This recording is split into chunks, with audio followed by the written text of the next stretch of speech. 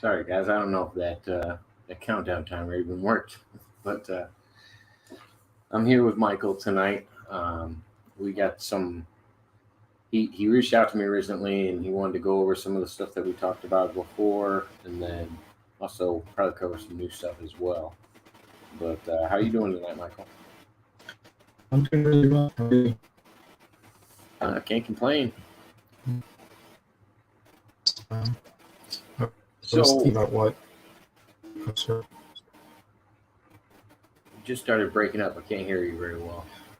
Oh, I was thinking about what I wanted to talk about before we started the live stream, and it was basically in relation to some of the stuff we were talking about before, and I was sort of being flippant about and kind of joking around and but being kind of devil's advocate about things, and I just thought about it after we did that previous live stream. I thought about it afterwards, and then I thought, well, maybe I should reach out to you to try to see if we can elaborate on that, because I realized that I probably should address certain subjects very directly and honestly, and not kind of joke around about them, because they may actually be of importance to other people, especially considering the fact that a lot of people right now are actually talking about the possibility of me running for president in 2024, which I think is obviously still a little bit silly, but I do think it would be good if I could address certain subjects to kind of allay people's concerns or fears, perhaps even in relation to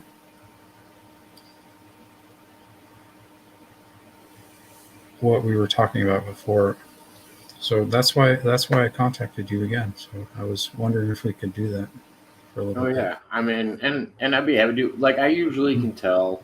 I usually can tell when you're being sarcastic about things, but I don't know. It came off a little serious, so I figured I was like, this is probably a good time to clear the water. I was like, because I don't know, you were laying it on pretty thick if it was sarcastic. I'll have to give you that much. Yeah, I'm really dry sometimes. It's like it's it's really hard to tell with my sense of humor, and sometimes it's just like devil's advocate. I'll that's kind of a part of my sense of humor. It's like where you'll I don't necessarily even believe or agree with what I'm saying. It's just I'm picking the other point of view to further the debate, basically, and to share viewpoints and opinions, and possibly usually also to share uh, a perspective with people, because it's often sometimes something that people miss out on, and I think doing that perpetuates the conversation and the discussion of the matter, and overall that's a healthy thing, and it expands people on either side of the discussion or argument, even it expands their consciousness a bit, and I think that's really the goal. Oh yeah, Is it to definitely brings yeah. other people in and Mhm. makes them think about what you're saying. Like, Mhm. just even if you're bringing it in just to give another perspective, which there's Mhm. nothing wrong with that at all. But yeah, that's why I thought it'd be a good idea to get Mhm. all this uh, all this at least explained. Mhm. But just so we're not beating around the bush too much, we were talking about. What were we talking about? Gay Uh, marriage, or what were we we were, talking about? yeah, well, a little bit, yeah, but we were talking about also, well, it was around that, yeah, but my specific point about it was that I'm trying to remember clearly, but I think basically I was making fun of the fact that in America today we have two very sort of polar opposite sometimes political paradigms trying to get things done together, which is the left, which is the Democrats, and the right, which is typically thought of as Republicans. Both are typically thought of that way, but I do believe there's a lot of overlap in I in call both. them I call So them the alt right. I don't know about you. yeah, well, to me, there's the alt right and the alt left. So and Yeah. um, Well, yeah, and everybody else is pretty much centrist, to be honest. I would yeah, say the majority of the population probably falls more centrist, and then there's your extreme lefts and your extreme rights that make the yep, news. right, and so therefore, I was kind of making fun of the fact that the extreme left and the extreme right always kind of um, stereotype each other and put each other in little boxes and pigeonholes and try to define each other, and it's always kind of, I think it's very counterproductive and divisive that people do that. And so I was kind of playing on that as a joke to kind of get that point across, hopefully. And I think I think I didn't do it very well, so that's why I wanted to I wanted to elaborate on that a little bit, because Well, because thinking I about know, it. I mean, I know just from talking to you, you've always been kind of a guy. As long as you're not harming others, when it comes to individual freedoms, you don't Mhm. seem to really care what other people are up to, as long as they're not hurting others. But unless it's somebody that's directly hurting others, like the Catholic Church or something like that, like you make bold state stances on certain things. But I don't think that was like I don't think that was one of the boldest things you ever said by any means. I could almost tell there was a underlying layer of sarcasm there. Mhm. Yeah, and so you know me a little bit, and so you probably understand that. But I think people who don't really know me at all might just think that, oh, here's this crazy person. When I was actually making fun of crazy people, frankly, by pretending to be one, if that makes any sense at all. But so my, if you know anything about my background, for instance, I mean, I grew up in New England, which is very libertarian, first of all. Um, it's very Democrat, actually. And specifically, I grew up in the Boston area, indeed, in the city of Boston itself, which was I believe, the first city, state, Massachusetts, being the state, to really promote and on a state level legalize gay marriage. And in fact, I knew the the represent the he was a state representative named Jared Barrios, who was a son of Cuban immigrants to the United States, who was the guy who perpetuated the idea of legalizing gay marriage throughout the country in the 1980s. I actually worked with him. He worked for my family. He was a cook in my uncle's restaurant when I worked there, and we were friendly. We got along just fine, and he was a good guy. He was a law student at Harvard at the time, and if you look him up, he was the guy who initiated making gay marriage legal in America. Um, I grew up with a gay younger brother. My whole From the time I was 8 years old, my brother, uh, who I shared a room with, a room with him and stuff. Um, he was gay. He died recently, but we knew really early on that he was probably gay, and you know, nobody in my family really had a problem with that. I didn't have a problem with that. Um, and I mean, it's just a huge part of the culture. I've played in bands with gay people. I'm not going to tell you who they are because they probably don't want to be. Ousted. Yeah. Um, But yeah, no, I get it. I mean, but that's what we were it's talking like, about. When it's something that occurs in nature, I don't understand mhm, why people have a problem with it. Or if, I mhm, mean, if it doesn't really affect your life, I don't know why people have a problem with it. mhm, That's always been my motto. mhm. You do you, I'm gonna do me, as long as we're not hurting anybody in the process. Right. But the point of that is though that I am fundamentally also still more aligned with Republican ideas and ideals, and I think I think what I was doing was making fun of the fact that a lot of people on the left who are, or a lot of people who are supportive of the LGBT agenda and are very pro it, and are usually aligned with the political left in America,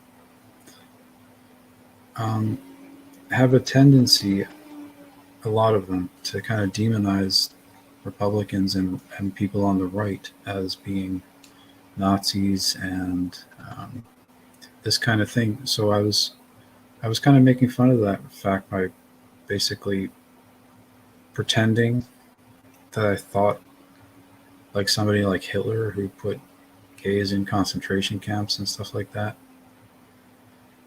during the Nazi era in Germany. And,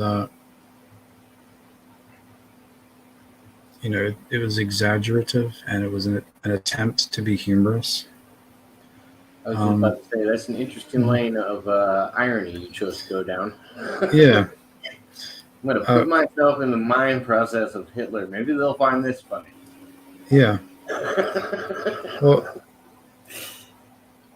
Well, I was making fun of the whole situation. I mean, you do actually have people still today going around calling Republicans Nazis, Oh yeah. and I think that's absurd. Frankly, I'm here to say that as someone who still aligned more with the Republican ideals, American Republican ideals, than those on the Democratic side of the aisle. If somehow I were to end up as president of the United States, I would I would make this promise, and I don't promise things very much, but I would promise that if I were in that position, um, people with that particular lifestyle would have absolutely nothing to be concerned about or worried about for their personal safety uh, or from any agenda coming from the White House, because I believe that the country has much bigger issues to deal with than you know Joe and Bob wanting to get married. It's like, to me, that's sort of like, so what? Let them. You know what I mean? I don't care if they want to do that. Go right ahead. Freedom of Yeah. choice.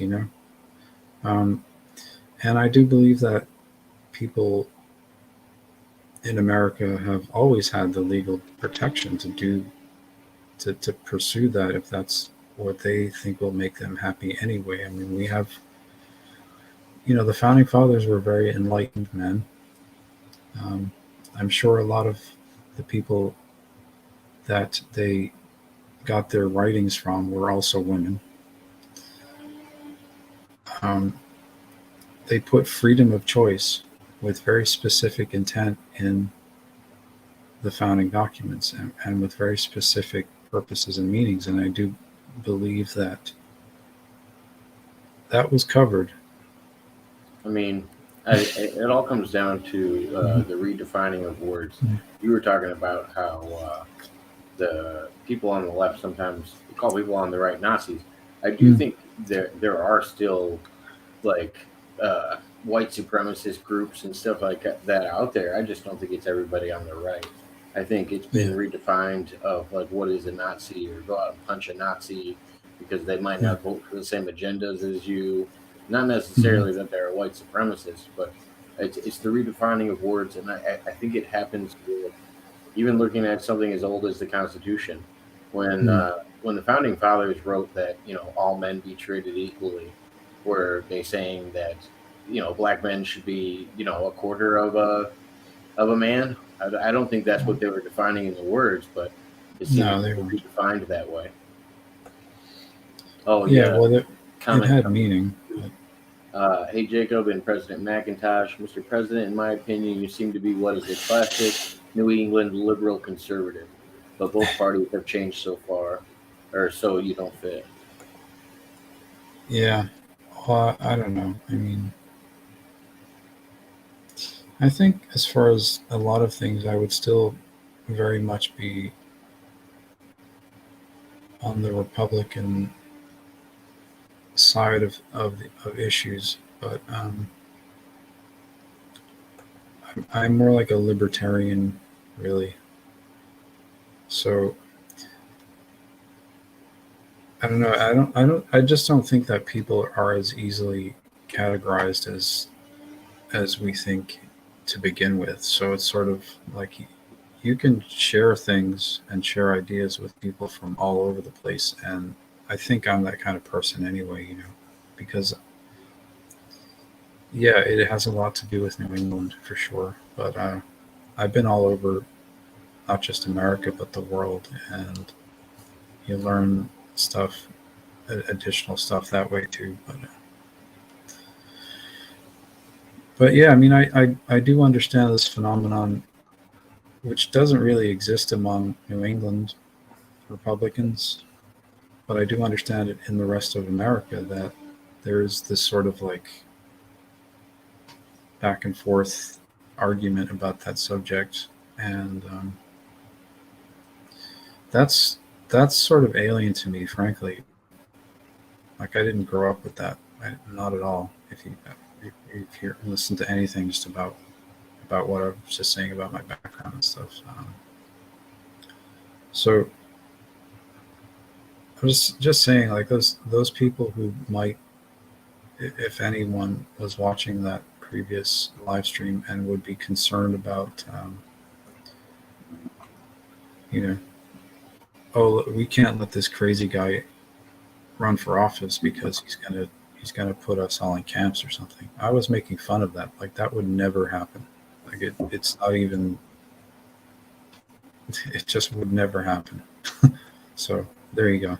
That's the only point I was trying to make, and I just wanted to talk to you and try to make that clear to people because there may be people that watch your live stream who got like took what I was saying the completely wrong way, and I wanted to kind of um, elaborate and help them to understand a bit. I hope I'm doing that right now. Oh yeah, no, I appreciate you reaching out to me and asking me to do that because I think it was necessary to. I mean, just in case there was any confusion, especially with the office that you're looking to be Mm. into, Yeah, I Yeah, mean, I'm I surprised might we even. haven't even said that yet. Yeah, Happy Memorial Day, everybody. Thanks, oh, yeah, Wonder. yes. I hope you guys are all having,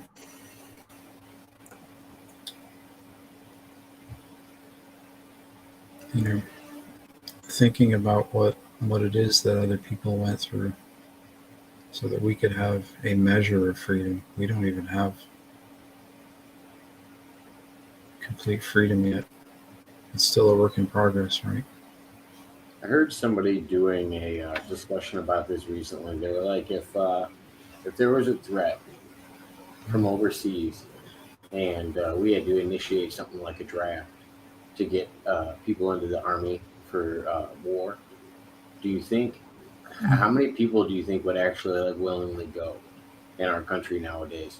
Like compared to the past, where people thought of it like as an Mm. honor to protect their country and protect the rights that they have in this country and stuff like that. If Mm. everybody hates the country that they're in, what's the or if half the population or 40% of the population hates the country that they're in, what are the like what are the things that are going to happen, because that is clearly running rampant, I would say, in the country at the moment. Nobody's happy with any of the higher ups on any Yeah. level.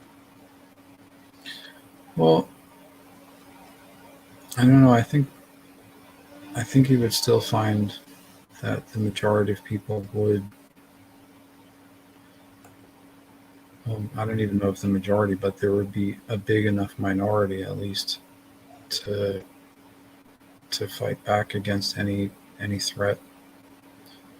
Um, but honestly, like having and been all over the place and know people from all over the world, I do think that the biggest threat to the American people at this point in time is the potential of a bad U.S. government.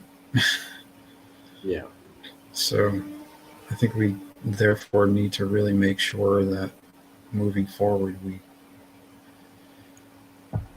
put people in who aren't going to be a threat to the American people and who are actually going to work for the American people. And that's trying to that's part of the point that I'm trying to make here is that I'm no threat, like not at all. You know what I mean? Like I'm not a Hitler or anything like that. I'm just some you know I grew up as a kid from the suburbs of Boston who wanted to make rock music and he started a band and started a music label when I was a kid and learned how to do other things, but that's sort of like still even now in my 40s the main thing that I enjoy doing with my life is playing music and having a good time. And I think that would probably be ideal for the ideal type of personality for somebody who should be in the United States government because you know we don't need like political opportunists and people who are going to actually hurt the people in our country by using power and abusing it to get their way. I'm not like that at all. And so having thought about that, like taking myself out of the picture and thought, well, who would I like to be the president? Knowing that this person's not going to hurt me or my kids or my neighbors or my friends. I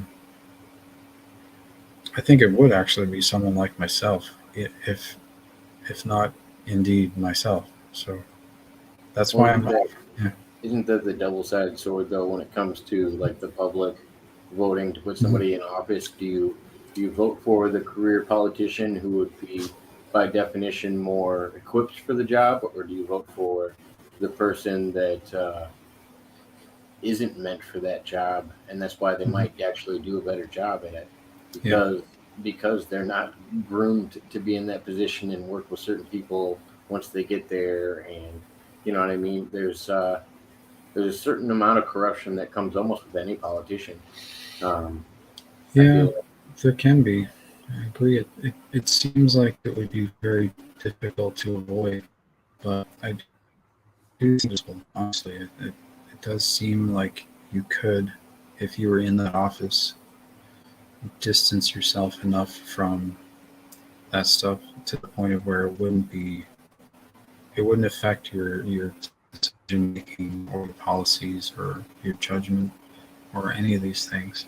And I just don't think that our recent presidents have done that enough, and it just seems like they're affected by external influence where they shouldn't let that happen. They should be the only influence that they should have. The only reason that they should be there is to work for the people.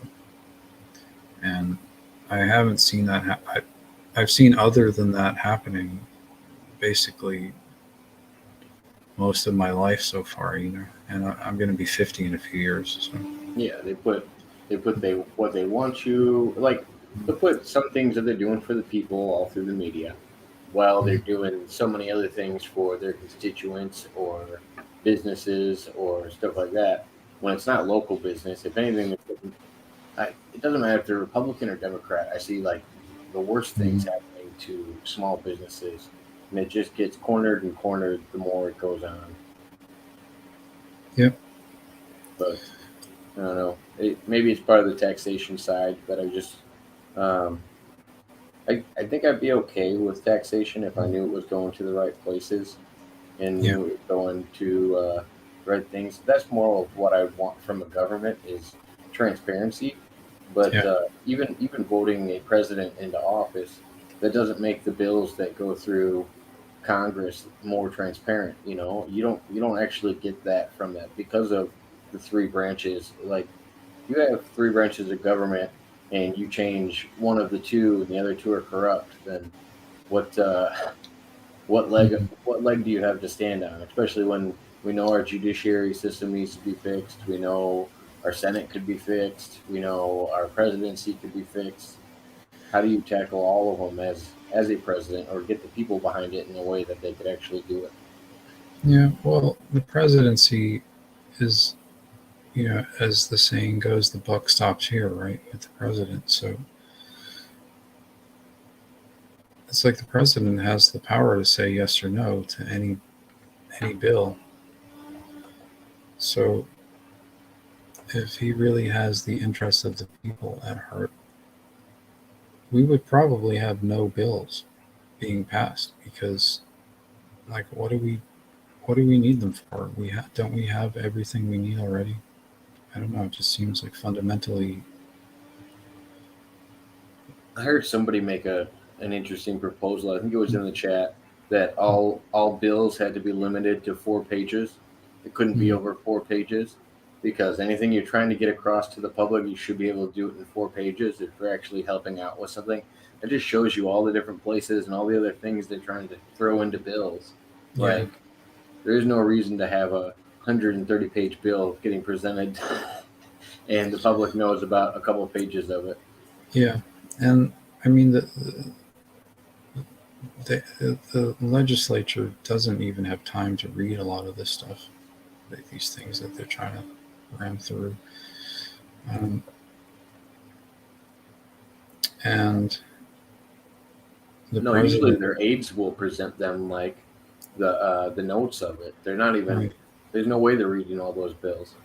Yeah, and it just seems to me like if the president can't sit down and read it in 10 minutes, then yeah, he probably shouldn't attach his name to anything, That's and true. it takes forever for things to get to the Supreme Court. Um, Not if you executive order the hell out of it. yeah, but the executive order feature of the presidency is definitely highly abused to begin with, and It's I just don't. going to get worse and worse.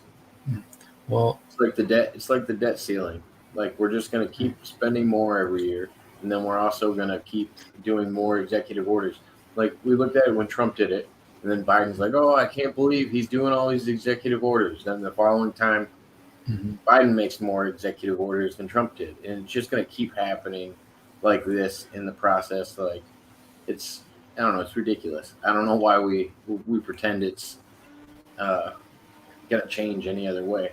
Even at the new debt ceiling, we raised the debt ceiling again, and mhm, said all you got to do is spend as much as you spent last year, and they even gave them a little bit of a cap on top of it. The Republicans did because they know yeah, we're just going to keep spending more and more every year, just keep running up the debt until all of our money collapses. yeah. Well, I have solutions for that kind of stuff, frankly, but it sounds grandiose, but we've talked about it before, and I have proposed that we wean ourselves off of the fiat money system and segue into using Bitcoin. And I think that if the federal government will, if the federal government can invest in this, that, and the other, it can also invest in producing to actually give back to the people, which I think is what Bitcoin can do. And I would like to. That would be one of the first things I would certainly push and work for if I end up as the president. I would take just a small amount of money and invest it in mass production of Bitcoin mines, which would then be used 24/7 to produce Bitcoin that could then be disseminated through the internet to every man, woman, and child who is a U.S. citizen and I legal heard resident. I heard a fun theory about this recently. Since that what's his name, Tokishi, what the guy that created cryptocurrency or whatever. Yep, Satoshi Nakamoto. Since it's basically an alias and nobody knows where the guy is or who the guy is, Mhm. they were making the theory that what if it was your J.P. Morgans and all of your big banks that started cryptocurrency, and they did it as a way to wean people off of the U.S. dollar into something that they would feel was a little more backed than the U.S. dollar, Yeah, and they were already in charge of it. Like they were just weaning people off their old product into their new product. And I was like, oh, that's a horrible theory. I hate the idea of it already. yeah, Just getting everybody on a new system. yeah. Well, I do think that we do. We are so hooked on money that the idea of a world without money is sort of just so difficult for a lot of people to comprehend. So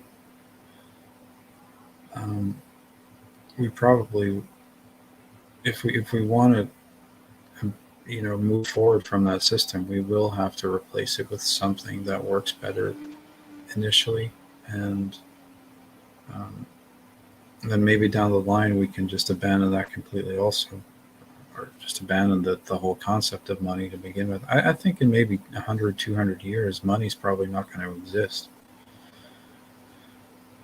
I but think it's there's, here. I think there's always going to be something of value that people will trade. I know that people can do it without that, but Mhm. people don't actually like to have to work to get the things that they want. Like some people would rather pay than put in put in actual labor. You know what I mean? If you're talking about a community where Mhm. everybody does their own part, you'll always have people that don't want to do their own part and they'd rather just pay somebody else to do their part. Mm. Yeah, that's true, perhaps, but I do think that that can be changed gradually over time, and it seems to me like using the Bitcoin system and mass adopting it will significantly alter that and significantly alter people's ability to abuse the financial system to get what they want. Um, and thus will usher in further improvement. So yeah, that's something I will, if I end up as the president, will certainly put into motion. That's not going to take a lot of time either, or expense or effort. It's just something that there's no incentive to do at this point for anybody in Washington, as far as I can tell. Well, Um, yeah, just think about the gains that would be. I mhm. mean, you could probably gain, or at least pay off a lot of the social services that we offer just with the interest of the original investment going into crypto. Yeah, They would be able to pay off some of the social services that we offer across the country. yeah. I mean, just with just cryptocurrency, this month alone, just goofing around on my computer a little bit every day. As a complete novice in the cryptocurrency world, I I generated all this money. Um, I'm not going to say exactly how much because it's nobody's business, but I mean, if I can use cryptocurrency to to generate profits, or myself just sitting in front of at my desk in front of a desktop computer. Um, just imagine what could be done with a more organized, thorough operation in place. I think devoting the attention of the federal government to something like that would change everybody's life in America for the better. And so it just seems to me like it's the only option that we have, unless we want to keep perpetuating this vicious cycle, which is what we're in. Zachary Kim had a statement. I don't know if it was for me or you. He said, "What do you think about me and Andre making a movie called Timeline?" Um, go for it. Zachary Kim, what is your movie Timeline going to be about? Whose timeline are we talking about here? If you got the money to make a movie, I'm happy for you. Movies are expensive. Got to get you some investors. Mm-hmm.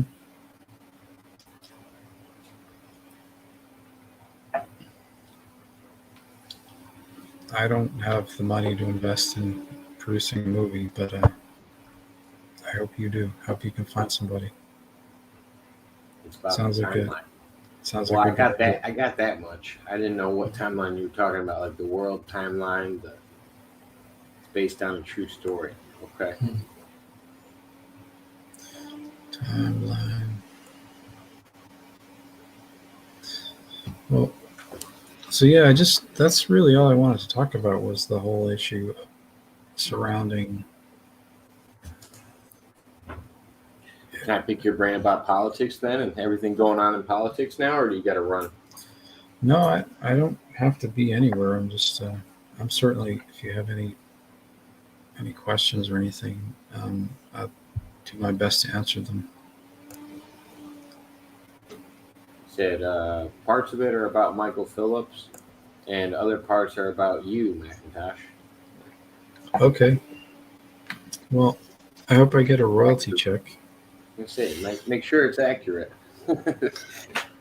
Do I get a royalty check? I say, what? Yeah, what's your percentage? If it's only about you and Michael Phillips, that means you get what? At least 30 to 40%. What's my cut? I Yeah. got to talk about my cut. You can't just use my name and likeness and stuff without me getting a cut. Come on.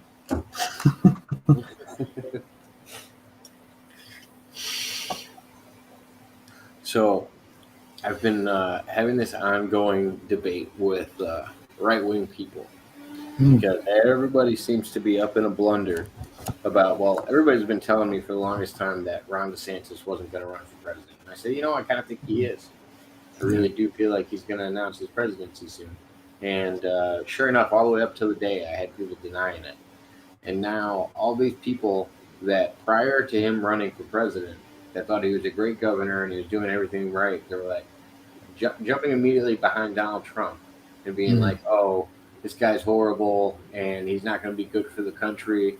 And me as like a right wing, I would consider myself a right wing. I guess I'm a classic liberal and conservative. So I could see DeSantis actually being a better president and less decisive than or divisive than Donald Trump. That's why I think he would do better as a former JAG member, and he just what he's done for Florida and not going into not falling for some of the new liberal ideas that a lot of people in his state didn't want, and being pretty much a man of the people of his state. I would see him doing better as president and not having as many blemishes against him as Donald Trump. But and this is something that I said when I originally voted for Trump. I was like, I'm never going to be a diehard Trumper. Like there's people I see out there that are diehard Trumpers that as long as he's running, they're going with him no matter what. And I feel like that's so bad for any party, no matter who the candidate is. And I was wondering your opinion or what you've seen around you with all this stuff with DeSantis throwing his hat in the race, uh, Donald Trump coming out and calling him sanctimonious, and like the whole, and honestly, the media has kind of put DeSantis in their sights rather than Trump as much.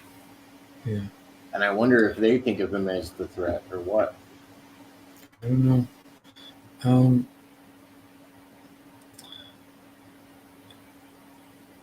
I mean, my thinking is, are the American people actually going to vote for somebody, vote for either of those people? And when I think about it, my fairly objective answer to that is probably not. So I think it's sort of irrelevant. And then I think about it also additionally. It's like, well, I guess I'm just going to have to look forward to maybe working with both of those guys if I end up in that job.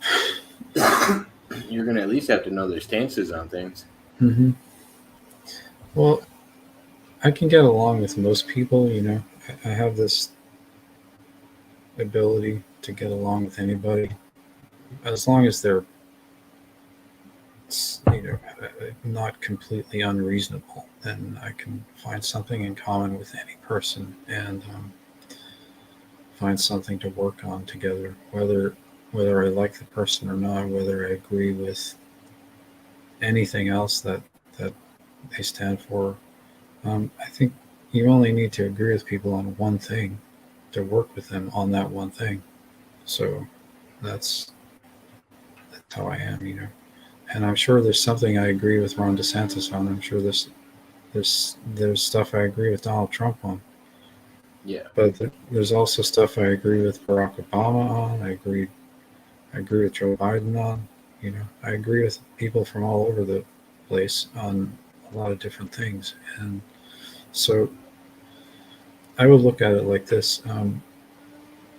If I end up in a job where, and it is a job, the presidency is just a job, you know. I'm applying for a job right now. This is like a job interview, really. It's a very long job interview. Um, but it's like the presidency is just a job, and your job is to get along with people and work with them, whether you like them or not. And I'm sure Are you going to be announcing your presidency my well, or my, my your candidacy. candidacy? Well, I think I did that years ago already. At this point, I made a video in like 2018 that kind of blew up all over the internet. I made a couple of videos. There was the first one I made on Apex TV that talked about. I can't even remember what that video says now. It's talking about how I would. Yeah, I had seen that I would become president in 2024 um, via a project that I was part of, um, and then basically I made another video confirming that yeah, I'm the guy Michael Macintosh that these other people have been talking about, who thinks that he'll end up being president. So I think basically at that point I declared myself a candidate for president of the U.S. in 2024. So, and that was in 2018. So I don't really think I need to do this thing that other people do where they throw this big shindig and get all over the TV and media and everything and say, I'm running for president, come and vote for me, give me your money, you know, all that stuff.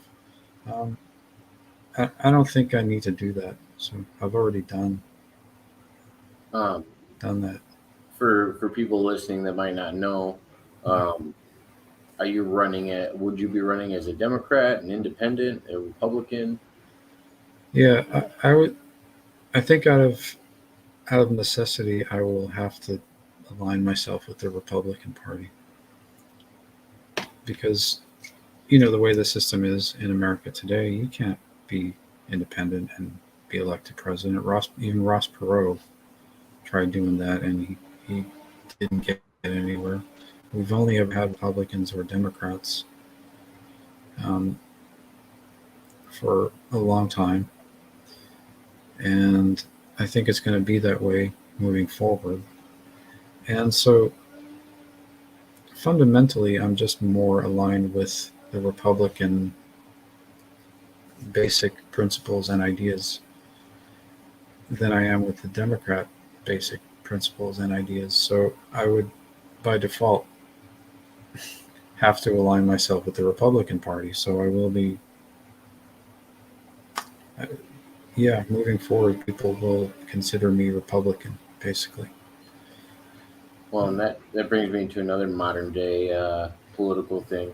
Um, the Democratic Party is not going to host any debates for Mhm. anybody on the Democratic side. Anybody that shows up, they're not going to even have a debate with Democrats to run against a Republican opponent. They're automatically putting Joe Biden, the sitting president, into that position, and they're not letting anybody debate about it on any news Yeah, platform. What do you think yeah. about that? Um, I think that's pretty bold, you know, and I think that's also kind of presumptuous, though, because they're foregoing on the basis that you know Biden doesn't have to justify his second term if he gets one, um, which he does. I mean, it's the presidency of the United States. He really Yeah. does have to justify his reason for being there. Otherwise, he shouldn't be there. Well, yeah, you won one term. You got to Mhm. go and try for your next term. Mhm. Yeah, It's still a competition. yeah. it's I mean, I think it's interesting because a lot of people on the Democratic side are kind of up in arms about it because they don't really know what to Mhm. do. They Mhm. almost have to run as an independent or Republican to be seen as well. Yeah. Otherwise, they're not even going to get a platform to debate. Mhm. Well, I guess those people are going to have to do what they have to do. I'm not one of them, but Yeah, I, I was never a Democrat. Um, I have a lot of respect for a lot of people in the Democratic Party. I'm not at war with the Democratic Party or anything like that. You know, I think it's not 1860 anymore, and we can we can all agree on a lot of things. And this idea that people have to pretend it's still the Civil War and Abraham Lincoln is fighting the South, or they're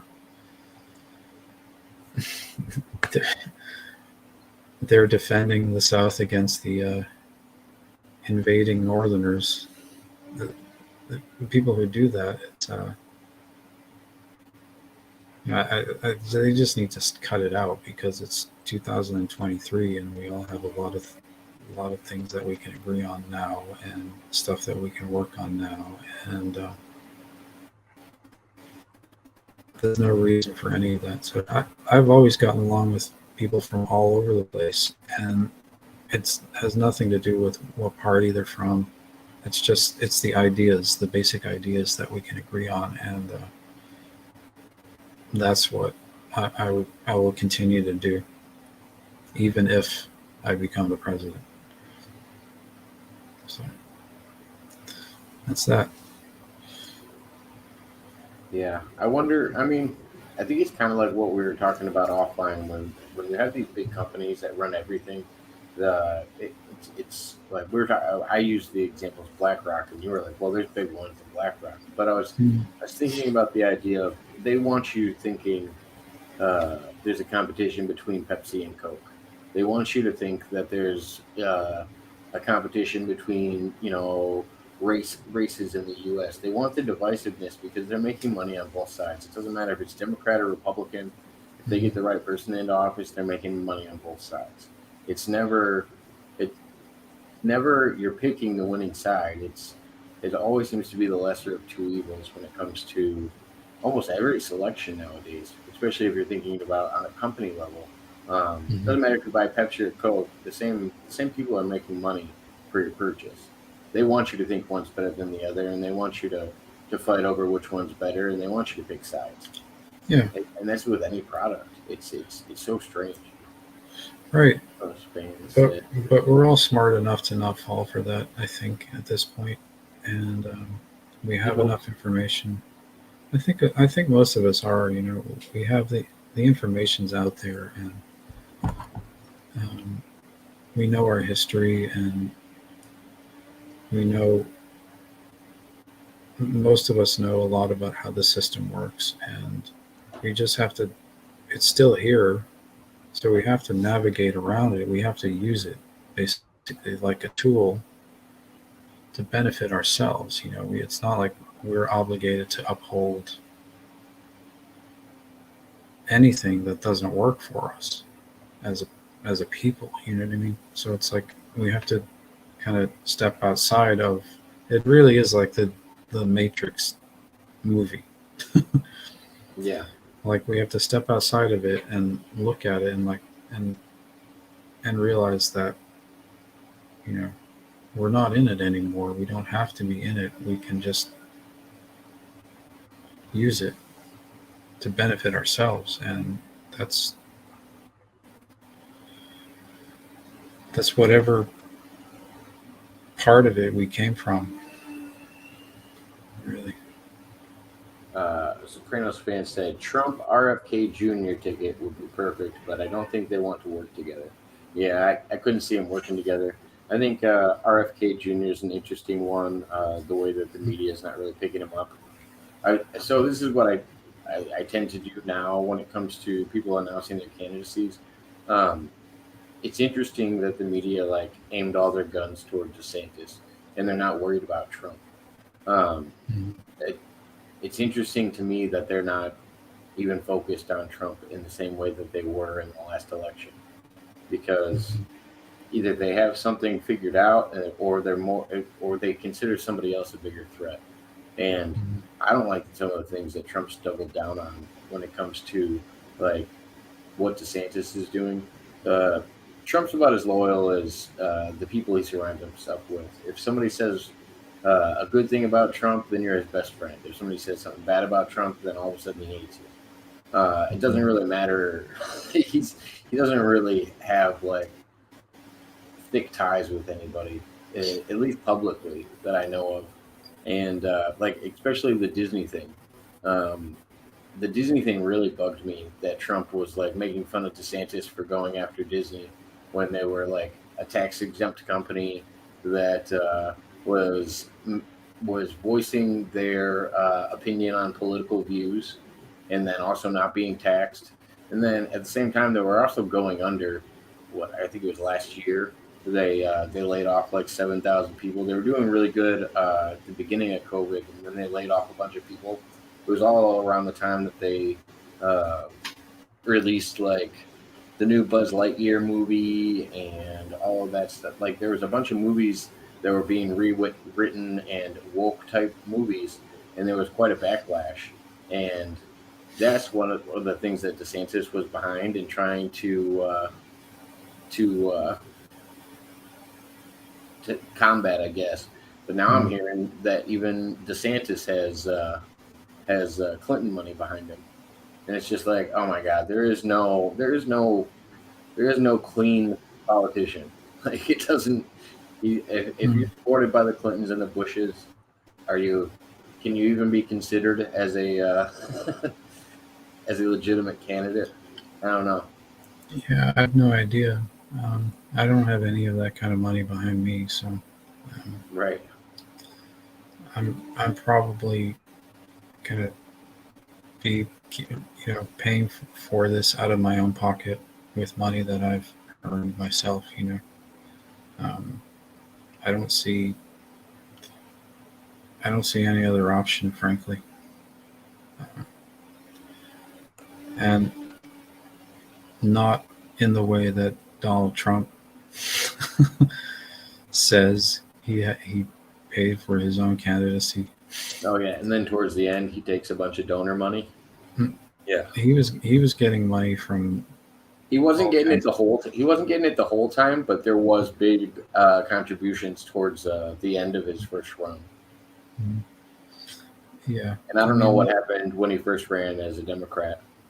hmm, I actually went back and I don't remember where I found it. It was on YouTube. It was the roast of Donald Trump, and it was hosted by like MTV or something like that. And it was I think it was done in 2012, right before he ran for president the first time as a Democrat.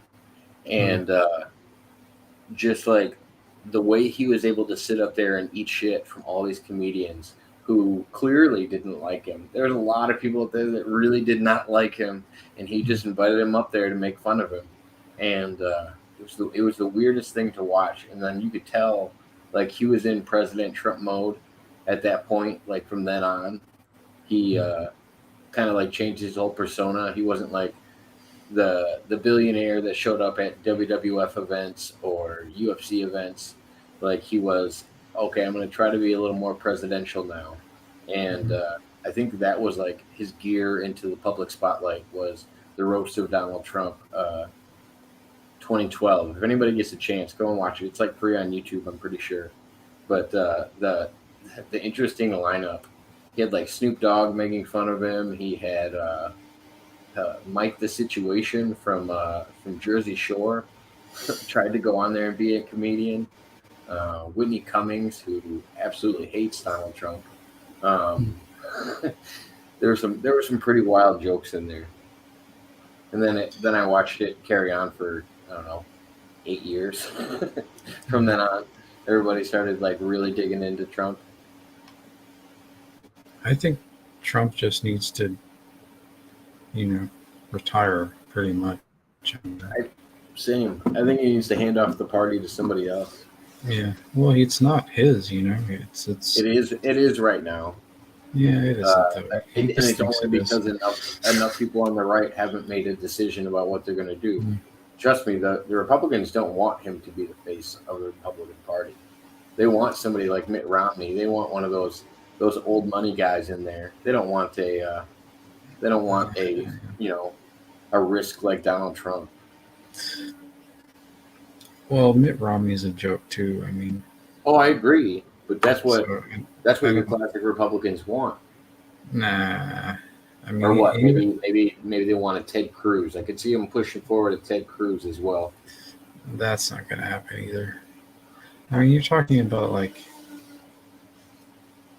okay, Mitt Romney voted, or excuse me, Ted Cruz voted for the Iraq War. So he doesn't. He's done. You know, his his time is up. He needs to go find another job. You know, maybe he can go work in, be a cattle rancher in Texas or something. I don't care. Who? Um, Who are you talking uh, about? oh, Ted Cruz. Maybe he can go do that. He needs another job, right? He needs to be like a minister or something. Something like that. Yeah. Yeah, some kind of evangelist. I could see him selling snake's blood to And people and curing cancer. and Mitt Romney was the governor of my home state while I lived there. He was the governor of Massachusetts, and he was literally the worst governor the state ever had. So I don't know. I think they just put him in so that Obama would win. You know, it's like you remember him and Obama ran against each other. Yeah, but the only race Yeah, that Obama had that was actually close was Kerry. I thought Kerry was kind of pointed in there too. they just put him in so Obama would win, and e- everybody knew that Mitt Romney was not going to be the president. Republicans knew that, and it was like, yeah, okay, well, even Republicans liked Obama, you know, initially. So I was like, okay, let's put in a Republican that nobody's ever going to vote for. Soprano said, "We've had way too many presidents born in 1940s in the last 30 years. We've never had a president born in the 1950s or later, Mm, except Obama. He mm, was born in '61. Yeah, yeah, lot of old white men. You saying Sopranos fan? Well, I was born in the 1970s, and I'm currently old enough to be the president. So here we go. It's true. It Yep. would be one of the younger presidents. Yeah. Well, I'm going to be 50 in a couple of years. That's not that young. It's young for presidents. Yeah. I guess so. Yeah, you're right. But, I mean, besides what JFK, yeah. there's not people don't think of a lot of young presidents. Mhm. How old was Uh, Bill Clinton when he came into office? 40. I'm not sure. Um, He had to be at George least. Washington was about my age. George Washington's situation was different though, Yeah. because I Yeah. really don't feel like he ran for president. He didn't. That's for sure. But he was made president. So maybe that's going to happen again. He'd be the first U.S. president to be younger than my parents. Well, I would be happy to work for your parents. You know, that's the way I'm looking at it. It's like this is a job, and all of this talking online and everywhere is just part of the interview process for a job. It's a really long interview, but you guys out there are the ones hiring for the job, and I'm here just letting you know that if you guys want me to do the job, I'll do the best that can possibly be done with it.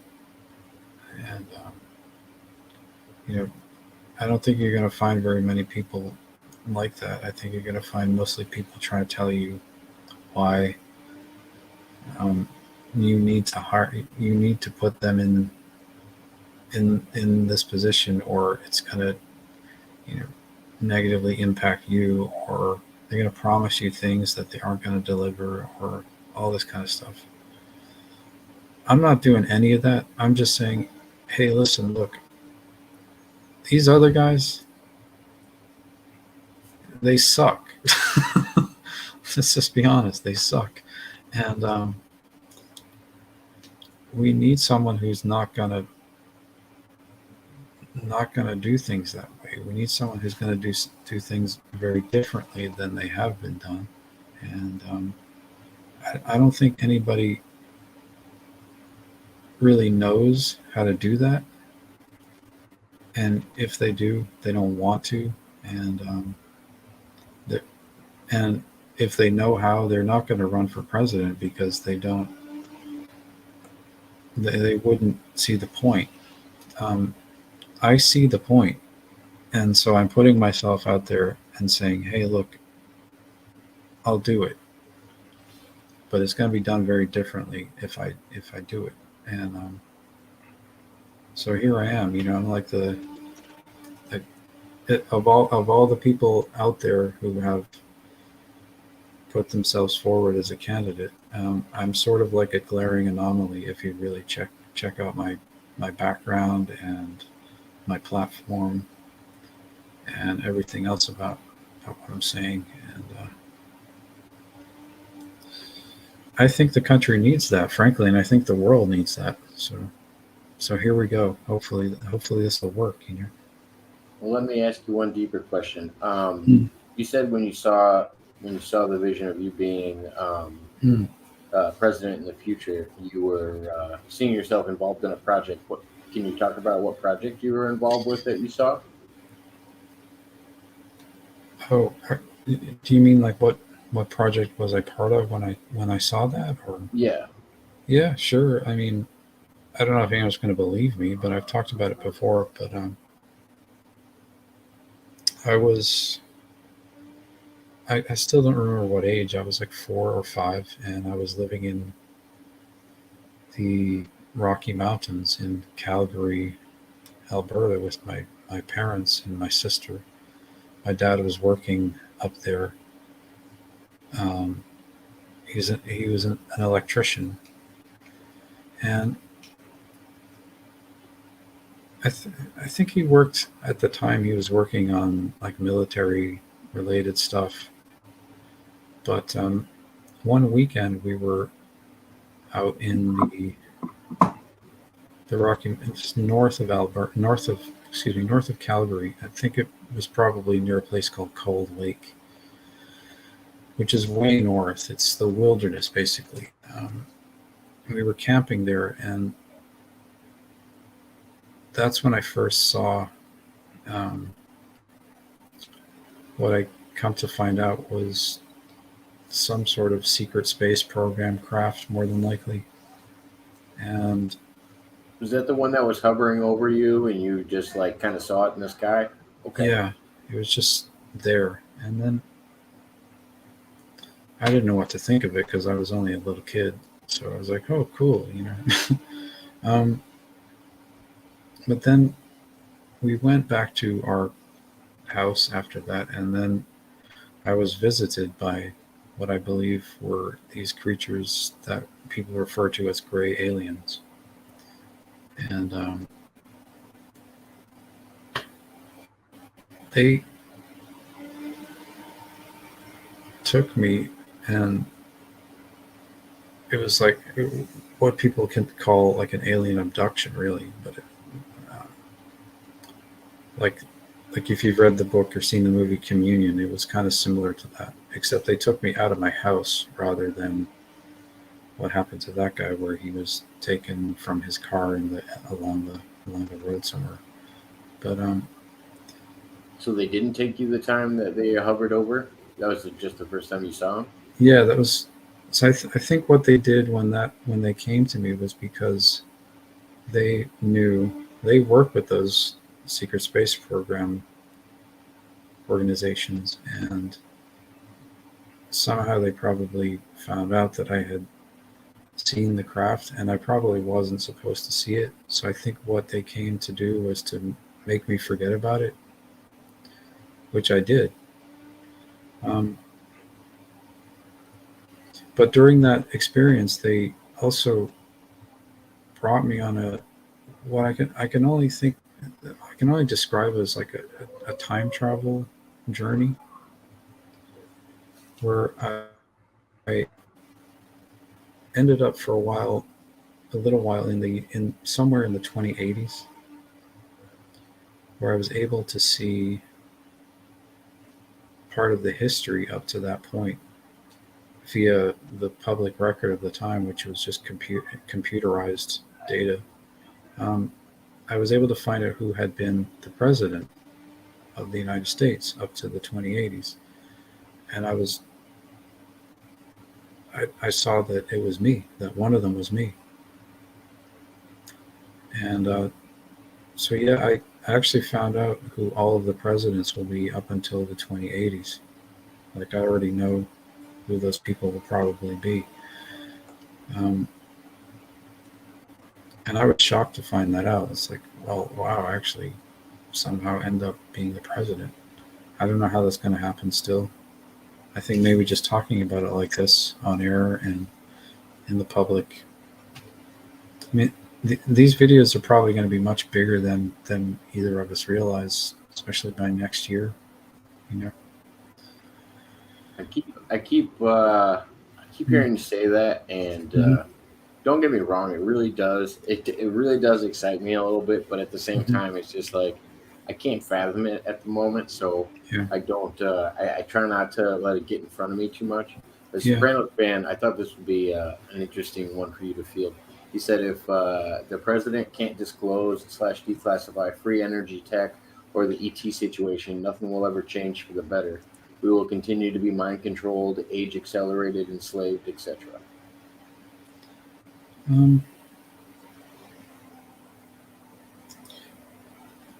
yeah, I can see what you're saying for sure, and that's something that I've been told that I end up doing something about is actually disclosing the extraterrestrial the existence of extraterrestrials. Um, and I would certainly do that if I were the president. I would make all of the information public. If I could even get one of them to visit the White House and be like, "Hey, look, meet the press," you know. Yeah. this is this is our friend. He's here to visit. See, aliens exist. I would do that. Like, I would absolutely do that. That's definitely my style. Another question came in and said, "Is Mr. Macintosh married or have a significant other? I know many people polled today say they wouldn't vote for somebody who isn't married. Do Yeah. you foresee that being an issue?" I've been married for almost 20 years, and I have two children with the same woman. Um, I don't know. Maybe there will be people in I the mean, maybe future. not for you because it says the people that are married usually poll higher. So, Yeah, I mean, it wouldn't be for you. Maybe one of the people running against you, but yeah. Well, I've been married for almost 20 years, and um, I'm not making that mistake again. So is anybody wondering? That was also a joke. that was a joke. Yeah, we might have more children. I mean, my wife is only 40. I'm 48. We could have more children as well. Like, you never know. Um, I like having children. I like being a dad. It's fun.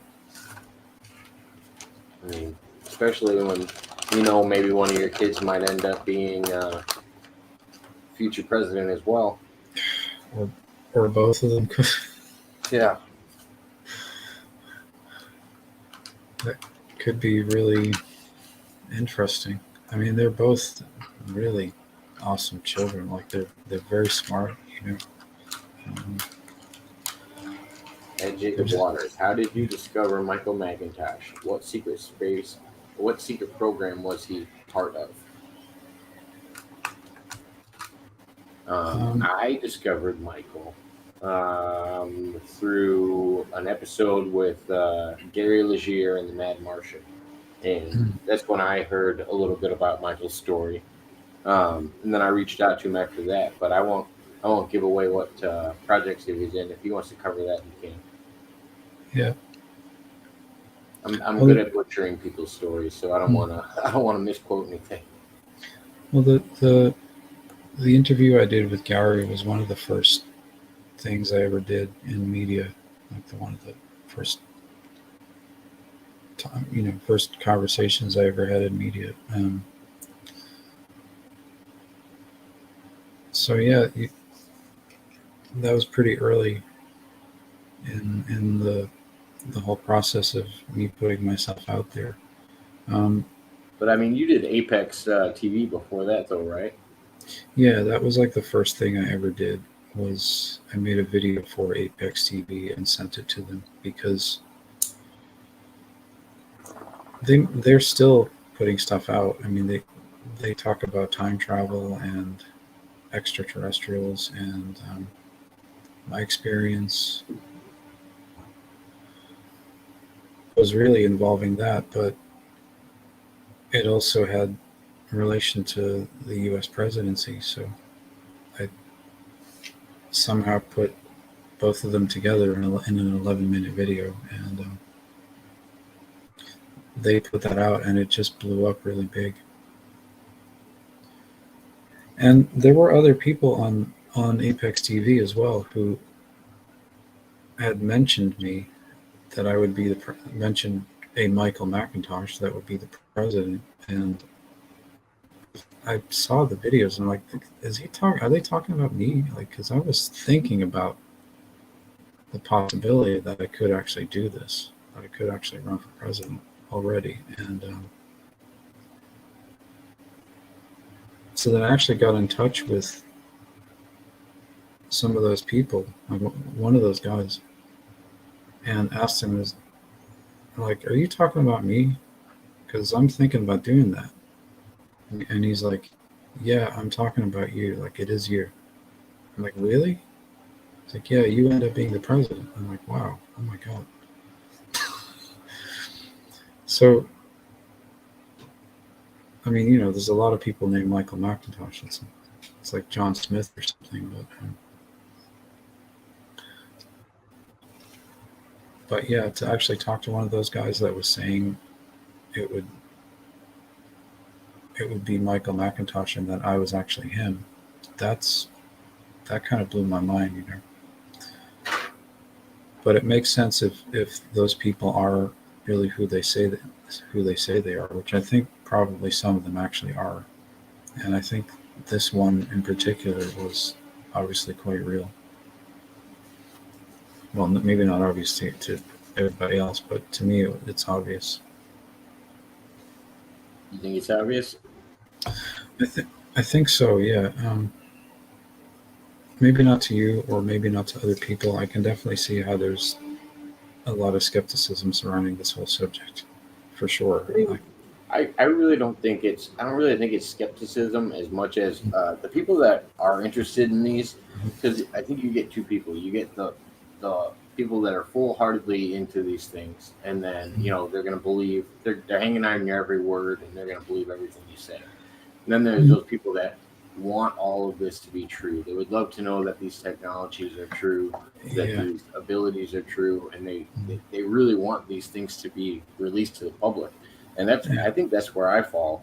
Is I would love to I would love to get rid of all museums and just have a chronovisor in there where you could actually go see real events as they took place and have a true knowledge of history.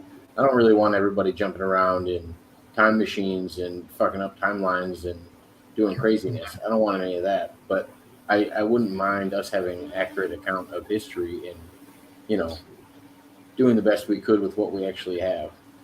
Yeah, for sure. Me too. And that's one thing that fascinates me about time travel. Also, is the fact that if we had more access, um,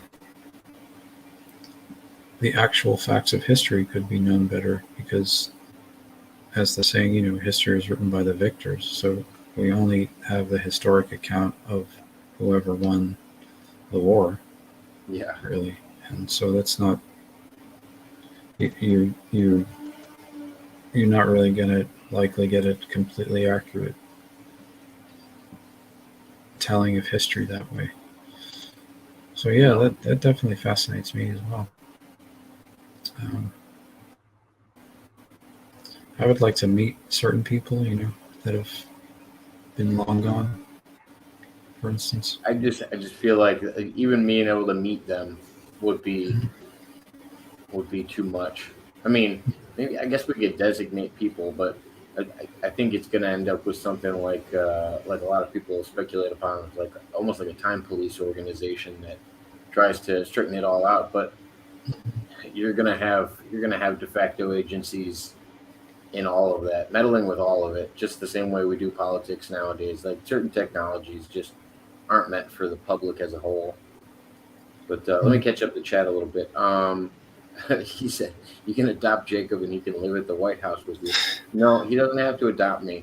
I'll go there and I'll help be security if he wants me to. But you don't have to adopt me. And Mm. then Sopranos fan said, "Okay, I'm familiar with Gary Legier. He interviewed Basiago too, I think. And Apex TV sounds familiar." Yeah, Um, yeah. Gary did interview Annie Bashago as well, and there's actually a live stream out there with myself and Annie Bashago talking with each other, and that's kind of interesting as well because I do think he is going to be the president in 2032, and I think he's going to be the vice president actually also before that, more than likely. and then Zachary Kim said, "I remember Michael Phillips said you would be president." Yeah, in his live stream, I actually talked to him, and he before that, and he told me that. So the live stream was just so we could get that out to the public. Um, What Why wouldn't somebody from the future have a better idea of the best way to release stuff to get it out to the public? Wouldn't he have a better idea than most when it comes to looking back and knowing the best avenue to post things on? Yeah, like the internet, like YouTube. I mean, But I there's mean, so, knowing okay, I should post this on Twitter or I should mm, post this on this social media because this is the one that's going to get the most eyes. You would only know yeah. that from your perspective of what social medias are even going to be around in 10 years. Hmm. Well, I definitely think YouTube's going to be around, and that's a form of social media. I think um, Facebook will probably be around. Twitter will probably be around. You know, what else is there? I use a lot of social media stuff, but like SoundCloud. Do you know SoundCloud? Yeah, I got a SoundCloud account. Yeah, I'm on SoundCloud. I've got three songs on SoundCloud. I'm not Hmm. too upset about. Yeah, um, Gab. Fan was also asking if you know Andrew Basciago or the Montauk people. I wanted to correct that a little bit. Basciago is not a Montauk person. No. He used the Montauk chair in one of his projects that he was working with, but he's not considered a Montauk person when you're thinking of people like Al Bielek, Preston Nichols, Swardlow. Like those are who you think of probably, or Duncan Cameron. Those are kind of the people that you mainly think of when you think of Montauk. Those are like what I call the OGs of Montauk. But it seems like the Montauk chair has been used in different projects, and that's where I think the correlation with Andy is. But he was asking if you know him, or is he connected to them, or was he in a separate program? Um, I don't. I mean, I know who Andy is. I've talked with him quite a great deal, and I have worked with him. I think to say I know him is a little different. I mean, I suppose I do know him to a certain extent. Yes. Um, I don't really know anything about the Montauk project. I don't believe I have any experience with it. Um, I'm not even sure what the Montauk project is, frankly.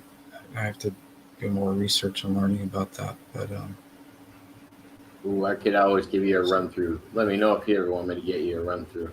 mhm, I I'm a big Montauk enthusiast when it comes to like learning as much as I can about it, and mhm, that's also why I had Peter Moon on. He's authored more books about Montauk than anybody I can think of, mhm, and he lived with some of the people that were involved with the Montauk project. But basically, it had everything to do with. I would say it was close to like some of the experiments we were doing with creating super soldiers and breaking minds and snatching people up off the streets and using them for governmental experiments. Um, they also might have had some involvement with what is it, the Philadelphia experiment. Some of the technologies there might have been used in the Philadelphia experiment as well. yeah, And big satellite tower outside of a place in New York, and that's they always wondered what the satellite tower was doing, and some people say it's still hooked up, even though the mm, project was shut down years ago. Some people say that they were working with aliens, um, but two of the main people in the Montauk project jumped off the boat in the Philadelphia experiment, and they flashed forward to a couple different times, and one was almost 3,000 years into the future or something like that. And they were mm, describing the cities and stuff around them. So they have some time travel involved in their story, and then they also have experimentation on children. Basically, it's pretty interesting avenue.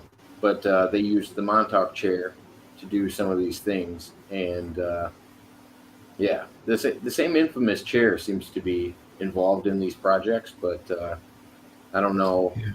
if there's any correlation in the other projects that used it. I don't know if I've had any experience with that, but excuse me. Um, I still have memories to uncover. Like I haven't, because a lot of people who are or have been involved in this stuff have also been memory suppressed afterwards. So it takes a lot of work to kind of get inside your own mind and unravel it a lot of times. So it is possible that I've had exposure to some of this kind of stuff and I just don't remember it. Um, there are people who have told me that I probably have or in fact have had exposure to this kind of stuff, but I just don't remember it very clearly. Um, that doesn't mean it didn't happen. I just don't remember. Gotcha. So therefore I don't know. You know what I mean? Well, and I know that you're still compiling a lot of this stuff. Like that's the whole purpose of your journal is to try to unravel some of the things that are coming to you, right? Yeah, we started journaling all this stuff a few years ago. Um, my wife and I have been doing. Well, we haven't done them in a while, but we were doing like memory regression therapy because of an injury that I had. Like I was hit by a drunk driver in the early 2010s, and so I was really badly traumatized by that. And so, in order to help me get better, we started doing memory regression therapy so that I could remember all of these traumas that I had throughout my life. And that's when I started remembering all this stuff.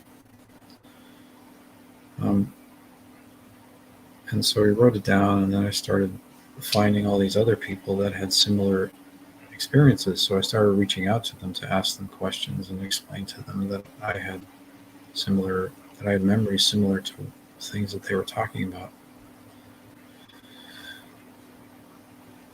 And that's how I found was initially a guy named Michael Ralph, and that Michael M. Ralph or Ralph, yeah, Michael Ralph, and yeah. his wife is also a psychological, like a mental health professional, a therapist, and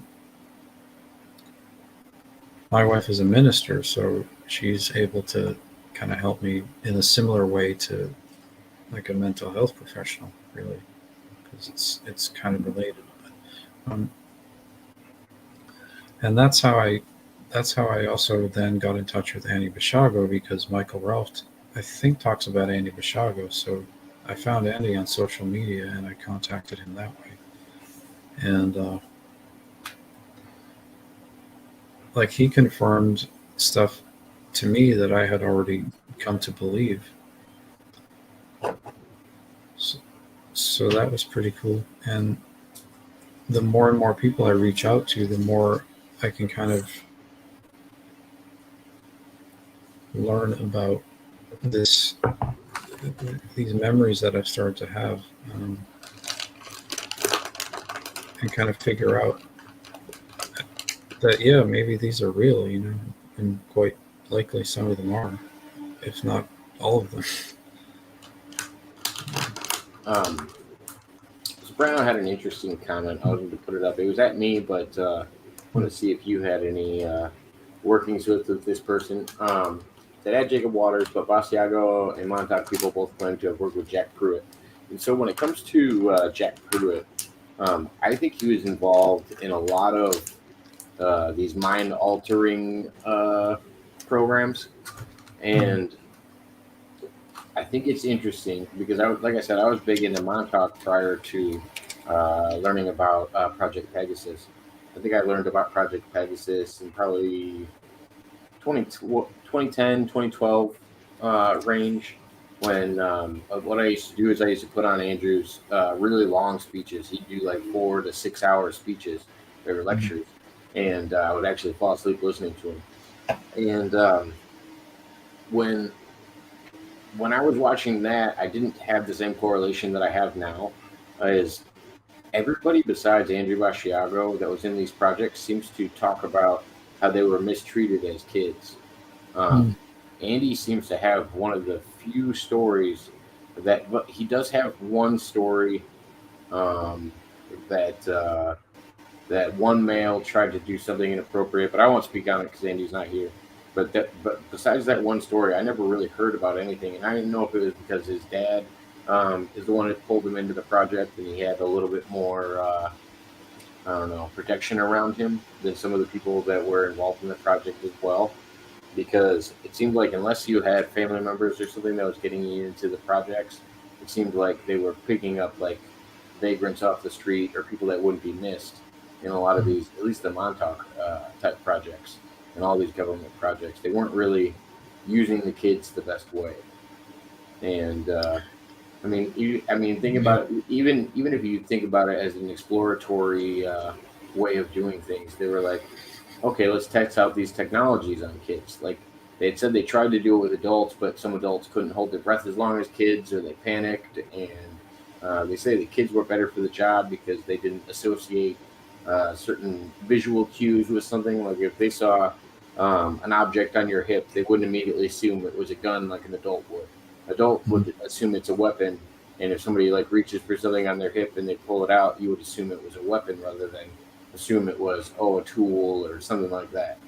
Yeah. Um, and that's why they were trying to use kids in these programs. But Andy seems to be the only one that I hear praising the way that they were treated in the program, and I always thought that was significant. But did you ever work Yeah. with like Jack Pruitt or any of these No. people that have been brought up in other projects? Well, not that I remember, but I'm not even sure who that is. Aircrafts broker? Is that the guy who built airplanes? Yeah, he Okay. was involved in that as well. Geez, I don't know. Did he know Howard Hughes at all? I wonder if they were associates Yeah, of some kind. Howard Hughes was also involved in a lot of those programs as well. Yeah. Oh, I know. Absolutely. I mean, as I mentioned, I'm a not too distant relative of Howard Hughes, Yeah, um, and I believe that was my one of the reasons that I was brought into some of the stuff when I was a little kid was because of my relation to Howard Hughes, and I believe he was still alive at the time.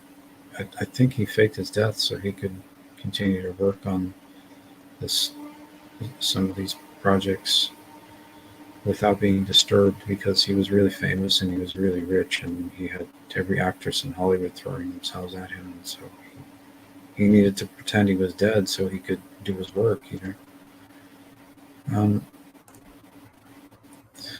But yeah, I don't know who Jack Pruitt is. I'll have to do some research on him. I suppose it is possible. and Jolly Jack Yeah. is always the name I always heard associated with him. Okay. I think he might have actually been working with Charles Manson as well in Haight Ashbury and working with the family and possibly supplying them with LSD. I think he was a significant member in the CIA and Mm. could have definitely had some nefarious means behind him. Yeah. When it comes to Corey Good, oh my gosh, this is just me personally. I think a lot of Corey Good's stuff is taken from other people, which is fine with me if you want to work with other people and stuff like that. But he's currently come out on this new stance where he's trying to go after everybody for using similar words to him that he puts in his books, like he has them copyrighted when they've been in this mainstream for 20 years. And Yeah. I think that's a little messed up. If you're actually out there to be a truth teller, you should want everybody else to help come together and tell that truth and to share it out, not silence everybody else that's a whistleblower as well. I agree. And trying to say that you own, like, that this, not like, you can't copyright this, you know what I mean? It's like, or it, it just shows where there's there's an agenda, perhaps, Well, maybe that's just protectionism. Maybe there are people who have been trying to exploit his story. So maybe what he's trying to do is just a countermeasure against that to try to protect it from being exploited and turn into a commodity. But maybe there's also the thing where people are just kind of silly. you know, Yeah. like, I mean, you can't copyright the English language. It's been around for. If there was a copyright on the English language, my family would own half of it. You know what I'm saying? Well, I But mean, it's the copyright thing is almost so weird. What is it, 20 years or mm, something like that? I don't remember what the year number is, but then it is considered free market again when it comes to copyrighted material. And then you so, either you renew your copyright or you let it go to the highest bidder. mm, yeah, I think it's like the life of the author or the the producer, the copyright producer, the lifetime, and in fact, Because well, I don't think maybe it's the this just music. lifetime, because I think families end up owning the copyright after an author passes away, and then Yeah. they have to renew. They have to renew it after so long or Okay. something like that. Well, maybe that's just music then. I'm not a writer per se, but I'm a music 'Cause, I mean, producer. didn't like music's a great example. Didn't Michael Jackson go in and buy all the copyright to the Beatles? Yeah, you can do that, but well, he bought the publishing rights. Really, he didn't really Well, buy the. John Lennon was the one that told him about it, or was it Paul McCartney? One of them told him Paul about it. McCartney did, yeah, told him Yeah, about and then he's publishing like, "Oh rights. yeah, I better buy it from the the best Yeah, bands." publishing is different than copyright, though. You can buy the publishing rights to something, but that doesn't mean you own the copyright. In fact, But doesn't that um, mean you get the royalties off of it? Like if you were to use it on a commercial, you would get the royalties from the commercial. It wouldn't go to the previous owners. it's arguable. Well, actually, it's not even arguable because I remember there was a case a long time ago now about the Beatles song "Revolution" that was used in a Nike commercial, and it it was there because Michael Jackson gave them permission to do that, but Michael Jackson didn't actually have the right to give them permission to do that because he didn't own the sound recording. He only owned the publishing rights, which is the right to um, get money from the public performance of the piece. Not he didn't have the right to allow it to be used or exploited in that way.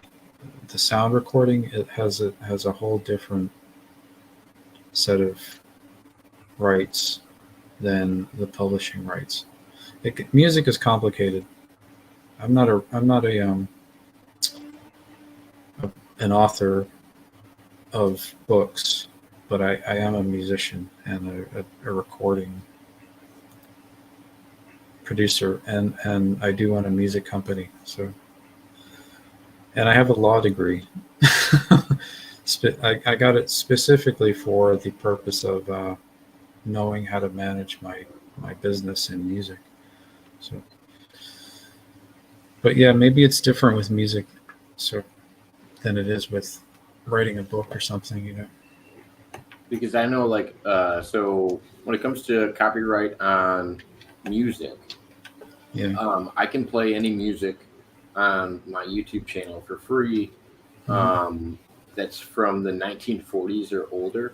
I think there might even be the 1930s or older. Mm. There's a certain time frame where it's just considered fair use at Yeah, a certain public point domain. too. Yeah, it's public domain before a certain date. I think it's like 1925, or it was 1925 recently. The year gets later Yeah, every as once in it a while. progresses. Yeah, because the copyright is retained for the lifetime of the the copyright producer, which isn't necessarily the artist. It could be the company that paid the artist to make the recording. You see, so that all depends. But back in those days, it was often the company that became the copyright holder because the company had the money to hire the artist to make the recording. So that was like a copyright work for hire basically back then, usually. And there's still a lot of that now, this copyright work for hire, or work for hire made, where the copyright is owned by another entity than the artist who did the performance. Um, I do both. I perform and produce and own the copy. Like I do it all. Like I'm the performer, the copyright holder. Um, I'm the company. I own the company that produces it, that pays for it to be produced. So I do like a whole lot of different stuff. So I had to learn how to learn, understand the law about all that stuff. But I don't know a thing about the copyright law pertaining to books, though. But Gotcha. it seems silly that you could try to copyright language because language is public domain. Or any type of media. I mean, whether Mm. it's books, music. I feel like, I mean, anytime you're using spoken word, or you know, or even text, I feel like it's hard to copyright something like that. Yeah, if someone's taking your, I mean, say, let's think of a popular book that's recent. Like, think of a book. I don't know what's on the bestseller. Like, let's think of a popular writer who we all Or no, know. here's a good one. J.P. McCormick just he's talking about a recent one. So I think the copyright for Winnie the Pooh just went up, and Mm. so they're producing a horror movie about Winnie the Pooh now because the copyright's up and it's up for grabs. So now all of a sudden they're coming out with a horror movie based on Winnie the Pooh, but it's not produced by the people that done by an independent film company, and they're allowed to call it Winnie the Pooh. Yeah. It's wild. I think it's just wild how those things work. Soprano, to your thing about Pruitt was in the Air Force, I think it's possible he was in the Air Force as well. And if anything, if I was to clear somebody, I would clear them from another branch of the government or the military before I brought them into a top secret program. I Mm. consider them a little more, they'd have a little more merit in my eyes. But I don't think that doesn't mean he couldn't have worked for the CIA. I don't think We it know counts that for it. the Space Force and really the secret space program was all originally part of the Air Force. Yeah. As far as the United States Army was concerned, it was designated as like a really small category of the Air Force. And I think what Trump did with forming Space Force was just a form of disclosure about that Yeah, stuff I do. because I it, do think it's that in between gap of hey, we kind of want to show them where we're at, but let's give them a stepping stone first. a little bit at a time. But, so he obviously knows a lot of stuff. I think he's just not hasn't told anybody. You Well, know? do you think it's something that they realize when they come into office? Because it seems like everybody that comes into office says, "Oh, if there's aliens, I'll tell you about them," and then as soon as they get into office, they're just like, no, can't talk about this," or Yeah. "I can't." I mean, is it just higher ups controlling them? Like, how does it work? Does the president really have um, the ability to govern the nation, or is it something where there's probably higher powers that are controlling even the presidency when it comes to once you get into office? Hmm. Well, I don't think anyone is really in control of the United States of America, thankfully, because if that were the case, we'd be in really big trouble because it's not meant to be controlled. It's meant to be a free society. So I think the less control there is, the better, frankly. And that's why we need to have people in government who don't want to be in control. Well, have you noticed in the past they say like some presidents are privy to more information? Like George Bush Sr. was probably had access to more information than George Bush Jr. I mean, yeah, senior to junior. I think uh, they had access to other branches, other agencies. I mean, even looking at something like Fort Knox and the fact that certain presidents are able to access Fort Knox and do an audit if they wanted to, and then in the past, other presidents they were like, "Nah, we're good. We don't really want to work with you, and we're not going to." And that's something that I feel like the U.S. president should be able to look into. Anything on U.S. soil, I feel like the U.S. president should be able to look into if he feels fit to. Yeah.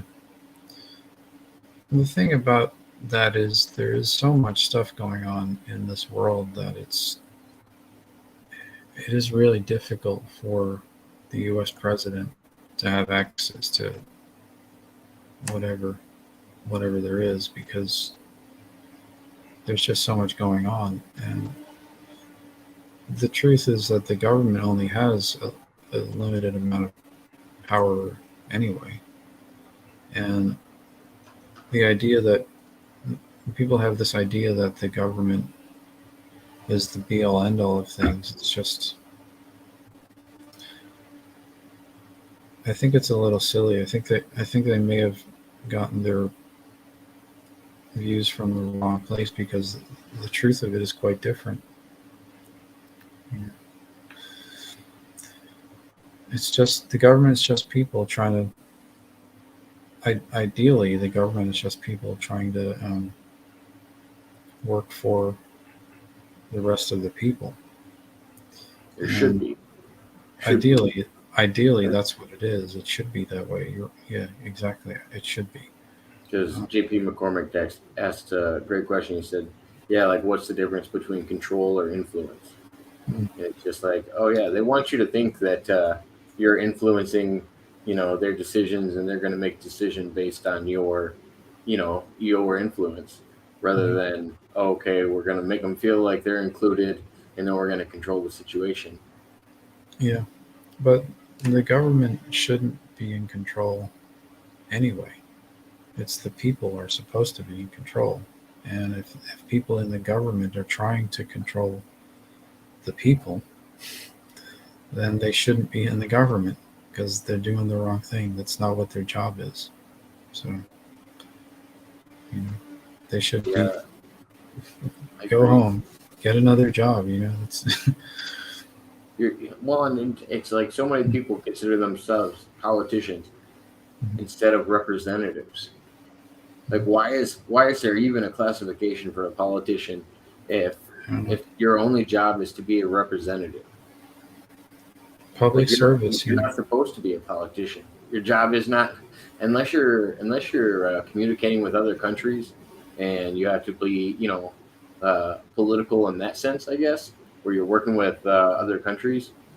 I mean, and doing meetings and stuff like that. I feel like that needs to be a more politically correct person or political person in general. Like they have to, I don't know, they have to have a certain quality and ability to speak to others.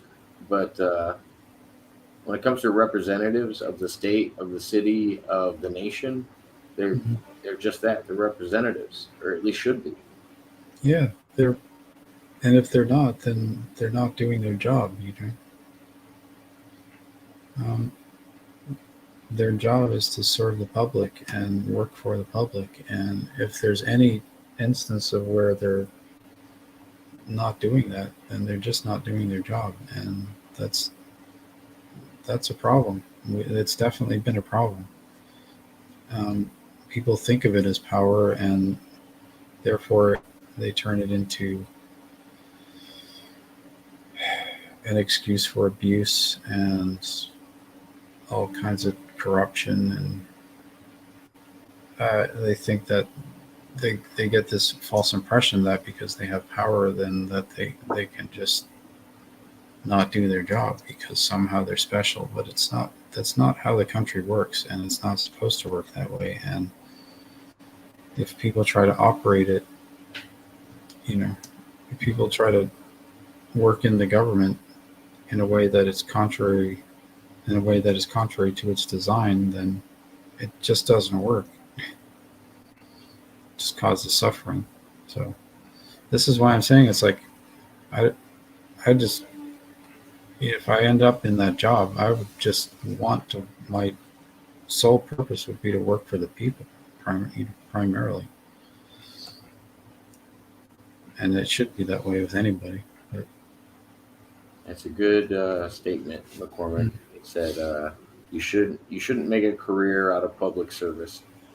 Yeah, Mhm. and I also think as soon as we start getting term limits on some of these positions, it might be way more beneficial, at least in the long run, so people don't get too comfortable in their situations, and they know that they do have to answer to their constituents Mhm. and the people that they represent, or at least have to refresh that every once in a while, just so they're not Yeah, getting too comfortable where they're at, or they're not in a position where they can live it out their whole life. yeah, they definitely shouldn't get too comfortable because you know, you, like you should be doing something else, as well. Yeah. Hmm. And I'm just a guy who plays music. I know how to build houses. I got a law degree. What else do I have? I have a business degree. I have businesses. Um, I can do a lot of different things. I don't need to be the president or any public service position. It's like I would just do it, and I think it would be fun, and I think I would do a really good job because I have background and experience that I think would be applicable in the current situation that the country is in. And it doesn't seem like a lot of people are trying to do anything about a lot of the problems that we have. But I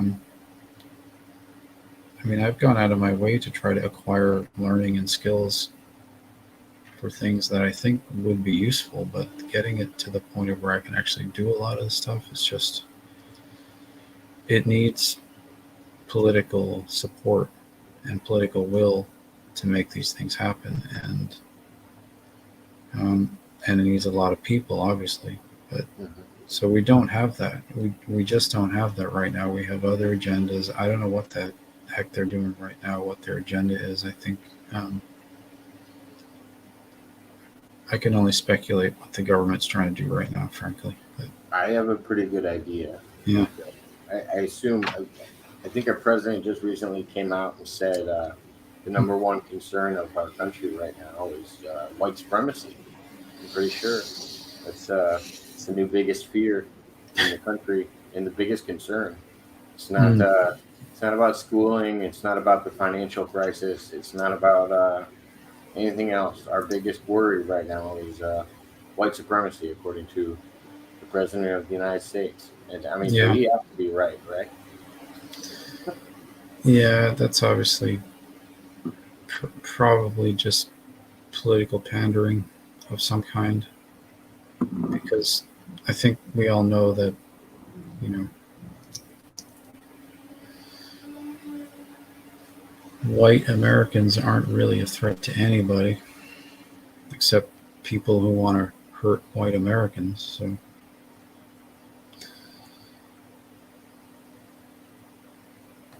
That's true. that's that's my I would say experience. most people aren't. I could say that's probably not on my top five things to worry about as a country. Mhm. Yeah, Easily. I'd say it's definitely not on the top 50 even. I mean, don't get me wrong. I do think racism is a problem and stuff like that, but I don't necessarily even think any of those are in the top 10. Yeah. But I mean, I'm a white American, so it's probably like I could just be blind to it. Oh yeah, at Jacob But Waters. Yeah, I see KKK and neo Nazis everywhere. LOL, what a joke. yeah, but But I mean, there's racism everywhere. If you've been around the world, I've been around everywhere as a white person, and like, I mean, there's racism against white people. yeah, but I think I think the biggest distinction is people don't know the difference between correlation and causality. I think the root of all racism is just I was here and strangers came in. It doesn't matter what color their skin are. It's strangers that I don't feel comfortable around. It doesn't matter if they're the same color skin as you or not. We see it happen in Europe. We see it happen in every single country all across the planet. If strangers come in, the people that have been there longer treat them bad. It doesn't There's that. matter. They just don't want newcomers coming in, and that's how it's been in every country all across the planet. Really, Yeah, I mean, or this. when people were trying to explain to me how was it Lovecraft and how racist Lovecraft was and stuff like that, and I was like, just looking at the situation. Oh, he had a bunch of they had a bunch of people coming into their town that they weren't comfortable with. It had nothing to do with the color of their skin. Like it wasn't. I mean, he might have been racist as well. I don't really know, and I think people can develop racist tendencies off of these ideas, but I don't think they're separating the difference between correlation and causality. Just because people are showing up and they're being excluded from society isn't necessarily because of the color of their skin. I feel like there could be underlying issues that are going on that aren't being addressed as well. It doesn't necessarily have to be about race, but the media wants you to think it's about race, and they want you to think it's the biggest problem in the world, and that everybody's divided and everything else. Yeah. Um, yeah. Well, the media has its own agenda as well too, so that's another thing. I always wonder what that agenda is at least gearing towards. I wish we all knew. Um, hmm. Well, the media is simple. It's just an apparatus of the divide and conquer mechanism that Like if you got a leg up in the political race, could you imagine what the media would do in order to take you down a peg or two in any way they could? yeah, well, that's already happened to me. That's happened to me throughout my life, frankly, because I've been involved in music since I was a kid. And if you have anything to say in music that's even slightly controversial or different than the prescribed narrative, which You can say you picked the wrong genre then. yeah, That's all against the establishment. well, yeah, Never heard of a punk band that wasn't against the establishment. I kind of did, yeah, I mean, I kind of did come from punk rock, but so therefore, any sort of media that covers anything that I've done or covered anything that I've done in music, it's always taken out of context and like they don't give you a fair shot in the media. So I'm kind of just used to that anyway. And that I definitely think has extended into what I'm doing at the moment. Um, I'm definitely heavily censored on social media and stuff. I've been just banned and blocked and every other kind of rude thing on social media. So I kind of think that social media isn't actually very social. A lot of the time, it's just the narrative. Put the narrative out, and if anything strays from that, then it's immediately blocked or banned. I don't know how many Facebook accounts I've had. It must be hundreds of them, and they all just keep getting blocked. Um, I get blocked and closed down on Twitter a lot. So that any talk about like free speech on Twitter is just a lot of nonsense because they do still engage in censorship on there. They'll just block you if they can't get away with like deleting things that you write, so they just close your account or block it and say that you are not following security protocol or something like that. It's still censorship. Okay, I get more heat from Facebook and YouTube than I do from Twitter. Twitter's not so bad to me, at least. Well, most of the content I post is videos, though, so I don't really know. I assume just nobody gets to see my videos or however it works. What is it, shadow banning? They called it. Yeah, People just can't see your content. You're not necessarily banned. You feel like you're posting and people are seeing it, but only the people that are following you. They're not sharing your content with anybody else. yeah, You're not able to find it. It's not an open forum like you'd think social media is meant out to be, like where everybody can look through other people's ideas. I mean, just think about the internet itself. I mean, from when we originally got on the internet, you probably before me, um, the landscape has changed. Like there used to be people creating new sites, and you could find different websites all the time. You can't find any of that old stuff anymore. It's all put through Google search engines and Bing search engines, and it's all yeah, basically sourced from the same places. And you can't really internet surfing isn't really a thing anymore. It's you can surf um, the applications that they've given you. The probably top 20 applications is about all you can surf. There mm, is no uh, actual like massive content to constantly look through. It's weird. yeah. It's definitely very different than it was when I first used the internet. Do you remember CompuServe? Have you ever heard of that? No, I never used CompuServe, but I've heard you talk about it. Yeah, I had a CompuServe address, which was like I can't even remember. It was like 9 letters and 7 numbers at CompuServe, and you had to. They expected you to remember that. That was your email address, and then AOL came along and put that out of business. And looks like AOL has been replaced a lot of the time too. Like, do you remember AOL Buddy Chat?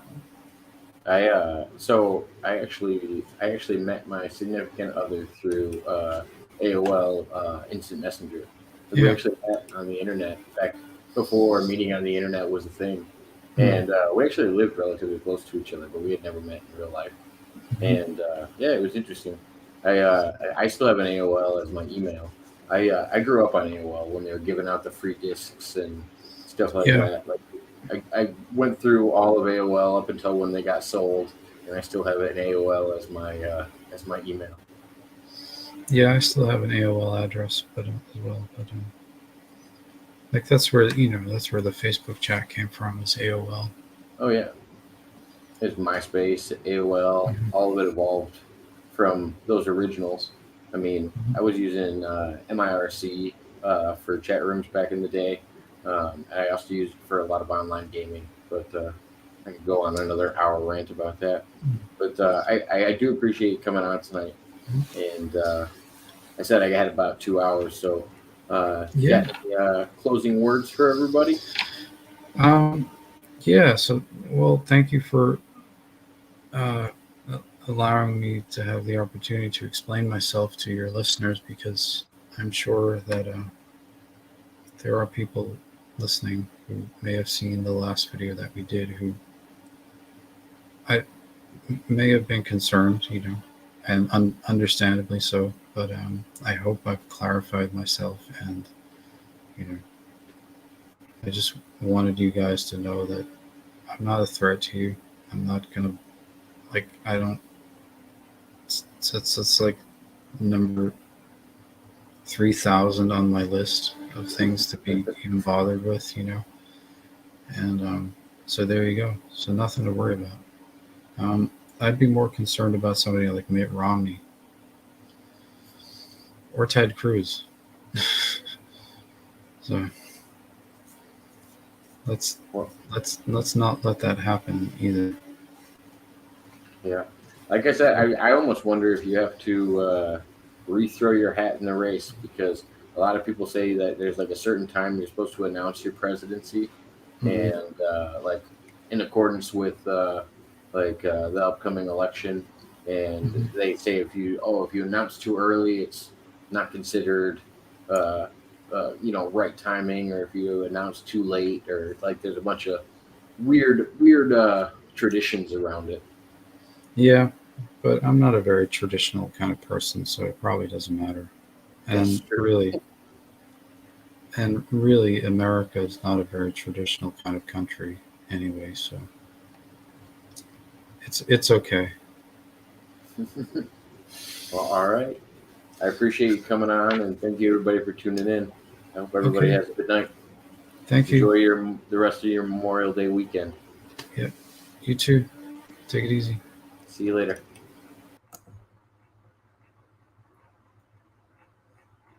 See you later, everybody.